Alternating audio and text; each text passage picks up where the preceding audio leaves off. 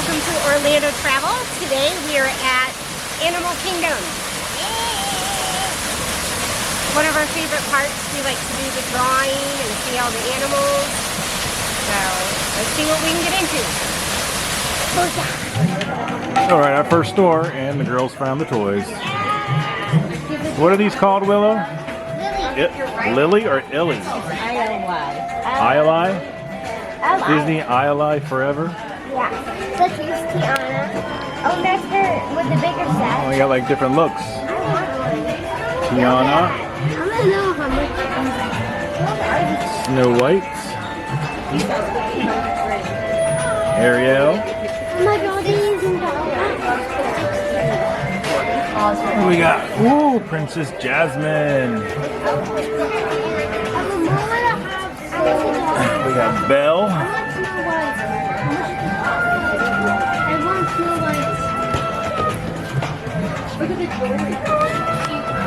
We got outfits. So the dolls are $29.99 and the outfits are $16. Your favorite? Yeah, Princess Jasmine. I saw her already over there. We're gonna come out with our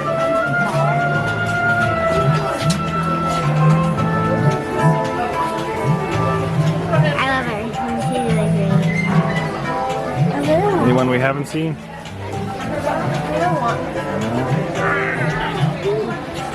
Those are neat. Not priced too bad either.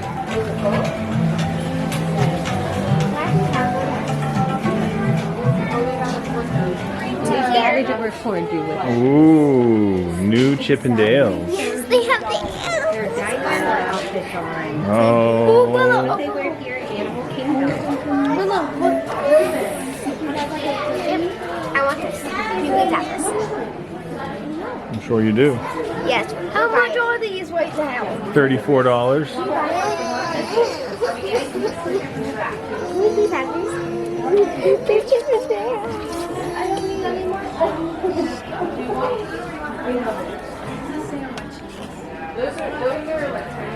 You sure you don't want this Oswald? No, I want these. You have this really cool Pluto though.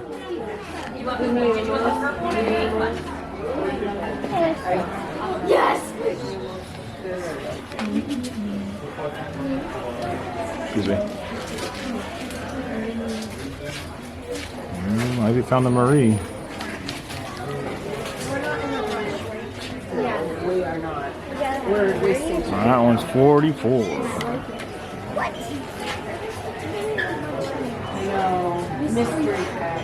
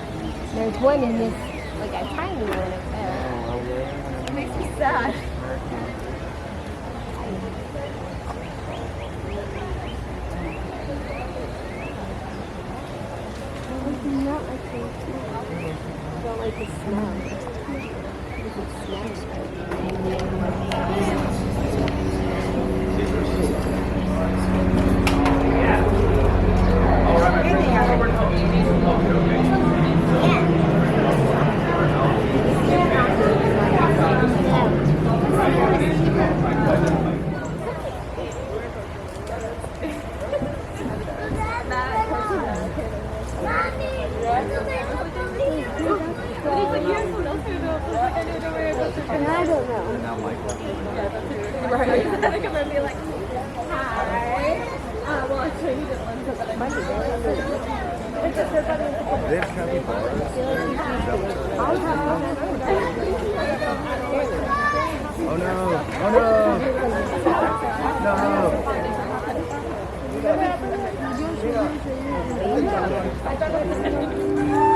All right, we made our way over to Rafiki's Planet Watch. And over here they have this really cool thing where we get to draw pictures of Disney characters. Yes. They call it the animation experience. Yes, and we get to pet animals here. Yes, we have goats we can go pet. Sheep. Until we do that, let's go look and see what this girl's got. Looks like she's got butterflies.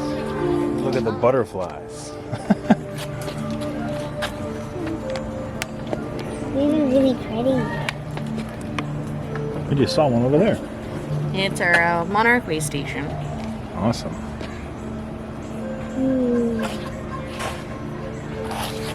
Thank you. All right, animation experience that way. So look, here's what they have with the animals eat. Hi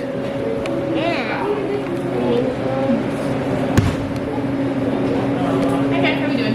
Good, how are you? Good. Welcome to the Nutrition Center. Serving all of our food for all of our animals. All of them? All of them. Excellent. Everything here, as well as Animal Kingdom Lodge, and everything over at the Seas as well.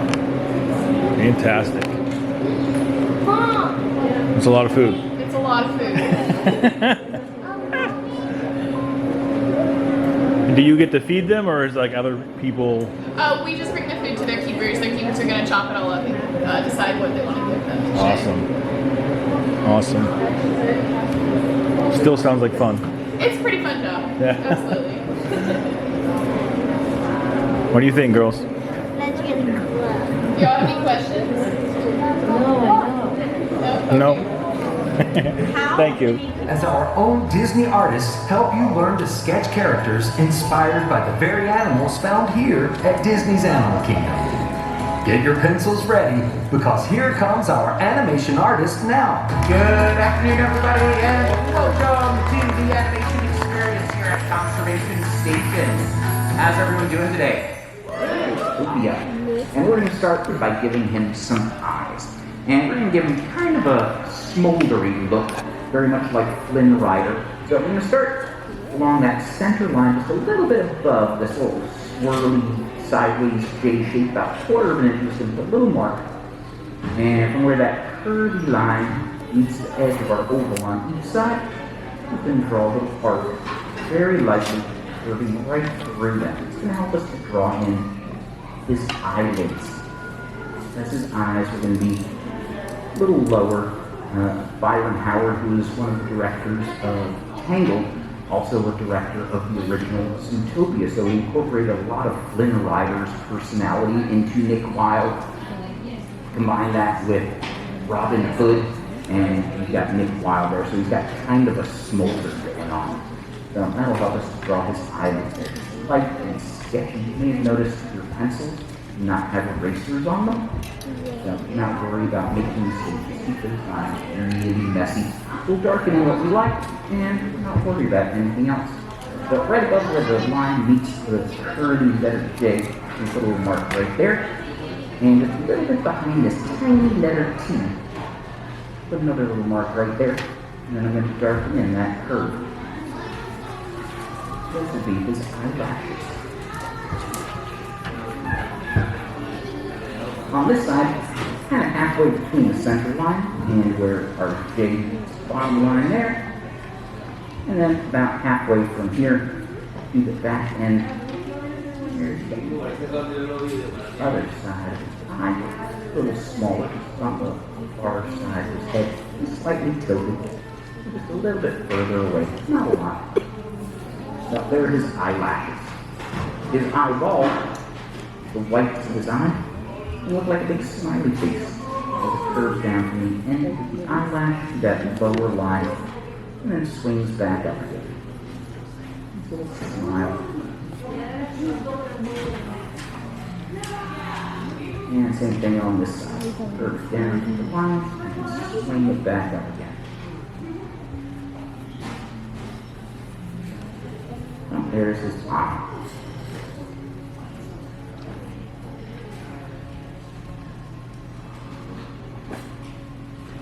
above his eyelashes, we're going to add the shape of his eyelid. That nice little bell curve. It's a little bit steeper here toward the front. And it comes up to that line there. Curve it up this way. And from the back, a little bit more of an angled line. Comes up to his eyelids.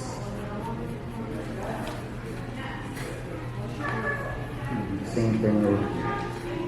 A little bit of a steeper curve in the front and more of an angled curve towards the back. So now we have to shape his eyes. Inside those eyes, we're going to add his pupils and his iris so he can see.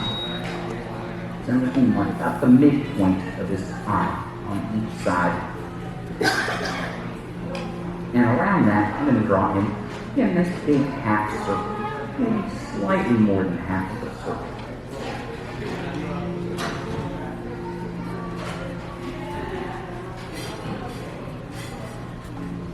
That's going to be his iris, the colored part of the eye. His pupil, since he is a fox, you may not know this, but foxes actually have vertically slit pupils, like a cat, rather than round pupil, like a dog. It actually helps them to find their prey. Now, Nick, toward the end of the movie, when he tends to go wild, you actually see his pupils narrow into those slits like you would find on a real fox. But we want Nick to be friendly and lovable, so we're actually going to give him round pupils. Even put in a little twinkle, a little highlight in his eye. Put a little tiny circle there, and then make his pupil the same shape as the iris, just a little bit smaller. Now, those vertical pupils help them to find their prey. Foxes primarily hunt for burrowing animals like gophers and prairie dogs, things that are going to pop up and down out of a burrow. And that vertically slit pupil helps them to focus on that up and down motion of their prey much better. Now we have his eye. We'll do the same thing on this side, except instead of starting in the middle, I'm going to put the iris from the center, going this way. So it looks like he's looking towards us, since his head is slightly turned. And just a little twinkle in his eye over here. And draw in as much of that pupil as we can fit. Now it looks like he's looking towards us. Above his eyes, we're going to move up toward the top of his head, and we're going to draw in something that foxes are famous for. When you think of a fox, just shout out the first thing that pops into your brain. That's right, expressive eyebrows. So let's go ahead and give him some expressive eyebrows. I'm going to start here just a little bit above his eyelashes, and I'm basically going to draw the same shape as his eyelid, curving up. We'll add a little bit of a upturn, kind of pointing right toward the middle of the top of his head there. You get this gentle S curve. Make it a little bit thicker toward the middle,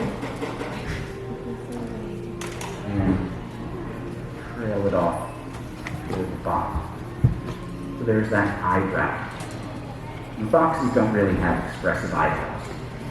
Dogs and other canines typically show emotions through their tails and their ears and body language. But humans show our expressions through our eyes and our eyebrows and the rest of our faces.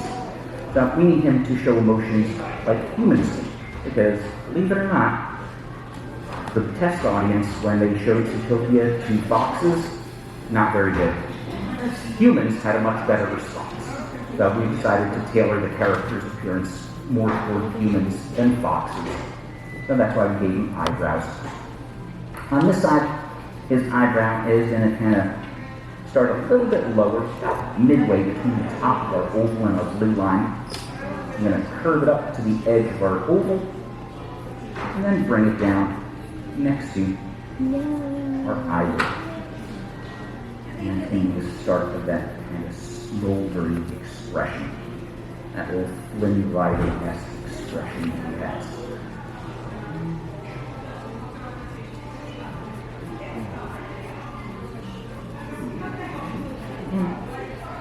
And then that eyebrow. And then the last part of his eye, we're going to add in almost an eye patch. It's actually kind of a sunken in part of his face where his eye socket would be, so it's slightly darker color than the rest of his eyeball. I'm going to start here at the eyebrow, and then curve it down and just below the eyelid, and then swing it down toward the bottom of the eye. I'm going to keep this line really light, and again, it's just a slight color separation, showing where there's a little bit of darker fur around his eye compared to the lighter fur on the rest of his face. And this side again, from the tip of the eyebrow, swing it down to the bottom of his eyeball, and then over here, bring it down, and right into the bottom of his eye. And just a slightly darker color of fur around each eye. Next, we're going to give him a nose, and we're going to use that little sideways J to create his snout. I'm going to start at turning the end into almost an oval shape. Very light. I'm going to create this nice little oval for his nose. And light, go over it and start to darken it in a little bit. And foxes have an amazing sense of smell, which is pretty true for just about every species of canid. They've got that amazing nose that helps them find their prey. Foxes can even smell their prey underground. And to add a little depth to that nose, you can add a little letter C here along the side. And you can see the side of his nose, and there's the front of his nose. If you have a dog at home, you know that their nose is not flat, it has some depth to it. We'll do that for Nick there. And we're just going to trace the rest of this curve down the top of the snout.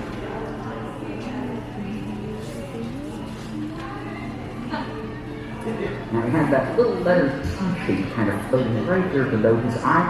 That's where his smile is going to go. That's going to be his dimple eventually. About right below his nose, I'm going to put what almost looks like a little sad face. This little frowny curve, tiny bit under the nose. You can even connect it to the nose to give him a philtrum. What in the world is a philtrum? It's a great question that nobody asks. It's that little divot, that crease in the upper lip of dogs, cats, most mammals. It brings moisture from the mouth up to the nose to keep it nice and wet. Humans, so I see many of you actually touching your lip. Yeah, we have one too. Ours is just completely useless, but it is there. From the bottom part of our little letter T, we're going to create that smirk, that almost smolder look. Curve down, going right across, and connect them together. So right up and into that letter T shape.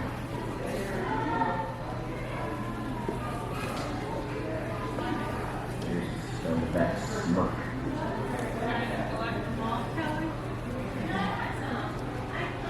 Now, before we draw in the other side, we need to add his collar. That's right, we're going to add in the collar of his shirt. He's an anthropomorphic fox, so he acts like a human. He stands on 2 legs, he wears clothing, he is a very, very, very busy guy. You know, he's always hustling. Unlike Hondo Ohnaka, though, he is a legitimate businessman. He has permits for everything he does, so he is on the up and up. Believe it or not, yeah. Nick Wilde has legitimate licenses and everything for all the stuff that he does. So we're going to add in the collar of that nice Hawaiian print shirt. We're going to use this kind of lightning bolt and that backwards letter L to do it. Now, I'm going to start with the curvy part here of that letter L. I'm going to swing it down to the little dash. Down there. And turn it into a check mark. So we're going to hit that little dash, and then come back up a little bit. And it looks like a check. On this side, from about the midpoint of that lightning bolt, we're going to do the same thing. Bring it down to that little dash, and then bounce it up a little bit. So on this side, kind of makes it more like a letter V. I'm going to trace over that vertical line,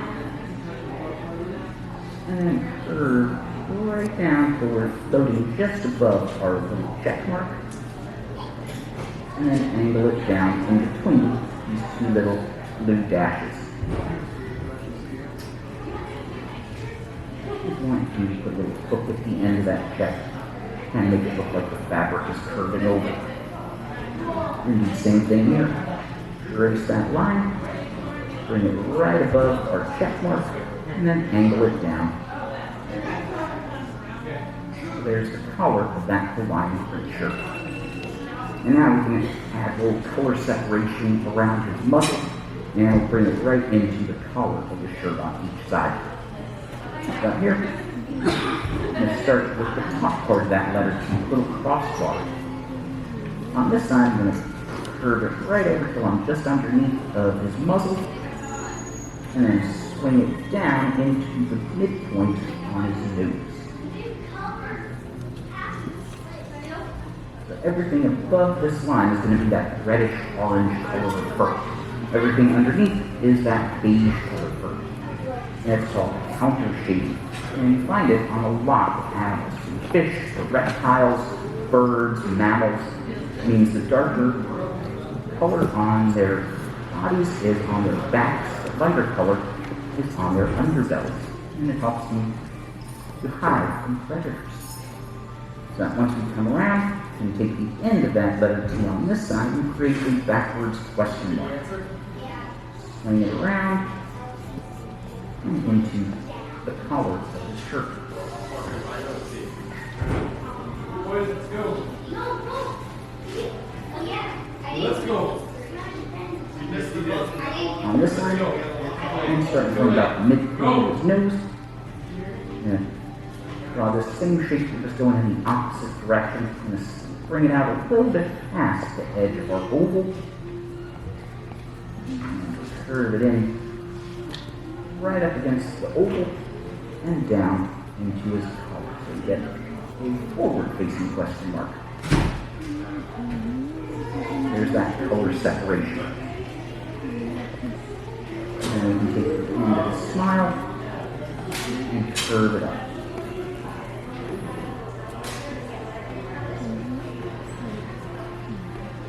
And we've got that slowly going on. On the sides of his face, we're going to add his cheeks. Right about where that top blue line across his eye meets the edge of the oval. And we're kind of drawing that same question mark a little bit bigger. I'm going to curve it down. Really light, so we're going to add some fur. And then swing it in toward the edge of the oval and into the collar of his shirt. And you kind of start to see the shape of his cheek. On this side, I'm going to start here at the top of the eyebrow and bring it right between the eye and the oval. And swing it out past that color separation and curve it in. And that same line. There we go. There's cheeks on the sides. We'll add a bit of fur. In fur. Right, foxes are furry. Maybe the most shocking thing you have learned all day today. Foxes have fur. Showing a few little bits of fur there. His collar is nice and tight around his neck. We do the same thing here. Little tufts of fur. And right there along his cheeks. And his fur is that nice reddish orange of a red fox. Animators technically consider him a red fox. However, red foxes and gray foxes can come in various different colors, from that reddish orange to gray, some even black. The only real way to tell the difference between the red and the gray fox is actually the tip of their tail. Red foxes will always have a white tip to the end of their tail. Gray foxes will have a black tip. And technically, the tip of Nick's tail is black. But they still consider him a red fox. They just wanted to make him look a little more dirty. The white tip of that you find on a red fox made him look a little too clean, a little too honest. So they wanted to make him a little bit more of a street level character. They give him a black tail, even though they consider him a red fox. Up on top, we got these cute little curves there for his ears. So let's finish up the top of his head and we'll add in those ears. But for the top of his head, you can kind of follow the curve of my eyebrow. I saw that same shape, a little bit bigger, coming right up to the center, line where it sticks out. And we're going to add little tufts of fur here across the top of his head, and just trace the circle down to the other eyebrow. That kind of gives him a little bit of a hairdo. And using these two curves up here at the top, we're going to give you this nice curved ears. Extend that until it touches the sides of his head. On this side, kind of right about where that blue line is, right over here, and right here is here. There's one ear, there's the other ear, and this. Place that over. Swing down to about where the blue line meets his feet. And on this side, kind of right up where you meet the top of our circle. And I've got those nice ears. And those ears also help them to unfair phrases. Foxes can actually hear lower frequency sounds than a lot of other humans, allowing them to hear the digging of their prey underground. So if you've ever seen those videos of foxes kind of jumping up and then landing in like that snowbank and coming up with a small rodent in their teeth, that's because they can hear them, they can smell them, and their eyes are perfectly adapted to finding that prey. Now, on this side, we'll see the inside of his ear, this nice little hook shape, and matching the curve of the ear. You can even throw in a few little tufts of fur inside. Known as ear furnishings, they help protect the ear from stuff getting in there, like dirt, debris, bugs, and things. We'll throw in a few little hoops of fur. And the tip of their ears is that nice black color. And a nice little zigzag across the top. And darken it in. It's almost like a snow-covered mountain, just with dark snow. Like you find in New York. And same thing over there. And if you want to quit while you're ahead, great. Stop right here, because you've just drawn his head. If you want to add a little bit more, because he does flap towards, leave him on that same seat that you were sitting at. We hope you had fun. We hope you enjoy the rest of your adventures here at Disney's Animal Kingdom. How'd you do? Have a great afternoon. Bye-bye, everybody. Thank you all for joining us in the animation experience. Let's go out here and look at them. All right, let me see everyone's drawings. Ivy. Nice. Willow. All right, you got other stuff on there too. Yeah. Mommy. Yes. And Daddy's.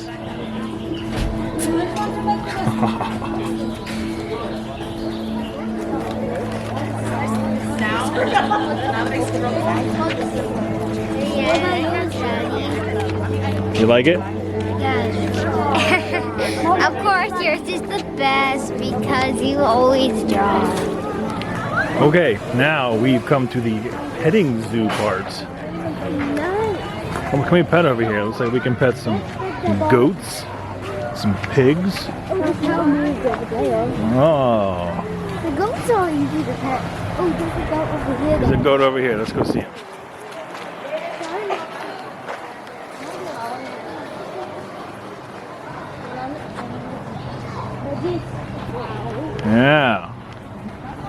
He's way over there. We can't pet him. Let's go see these guys.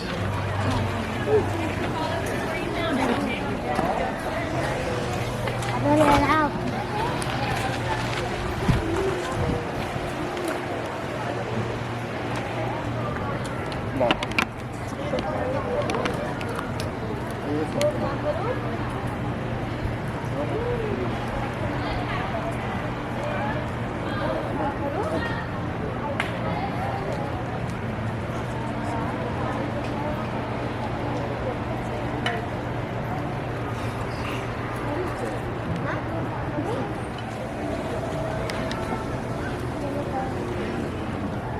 Nothing to them.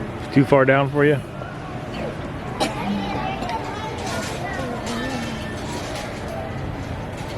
Almost. Can we jump? This one's coming over.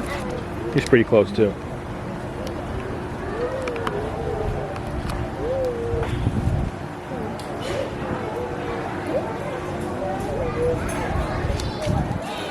Oh well, let's go try some other ones.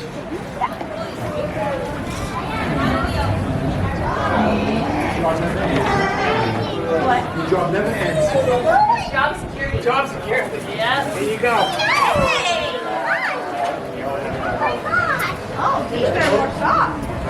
She is the softest goat we have, and funny enough, she's one of the oldest. Just like people, their coat's gonna differ a little bit from person to person.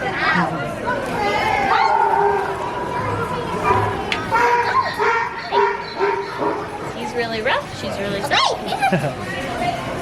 Understand the body. There's even more goats every second! You have a beard. Quiet donkey. You want something? He's a loud donkey. He wants pets. Whoop. He's letting his way through. No. I think that was his way to sing it. Oh, I think that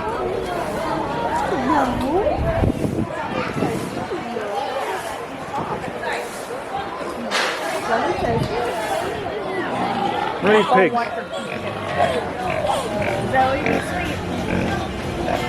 Yeah, back up for the pig. Back up for the pig. Thank you. Yeah, let's not cut the pig for the rest of the night because they're getting ready to go in. Jeez. Ah, come on. Oh, you see why. Okay, there we go. All right, we have finished our day at Animal Park. Did pretty much a lot, I think. So we did the safari, we did the drawing, and we saw a bunch of animals. We saw the bird show, so that's pretty good for a day at Animal Kingdom.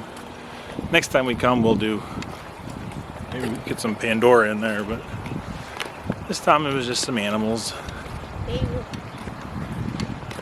She found her Chip and Dale she's gonna buy next time she's here.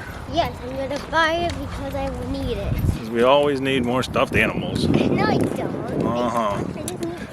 Alright, we're at the car, so hope everyone enjoys the video. Please subscribe, and we will see you next time.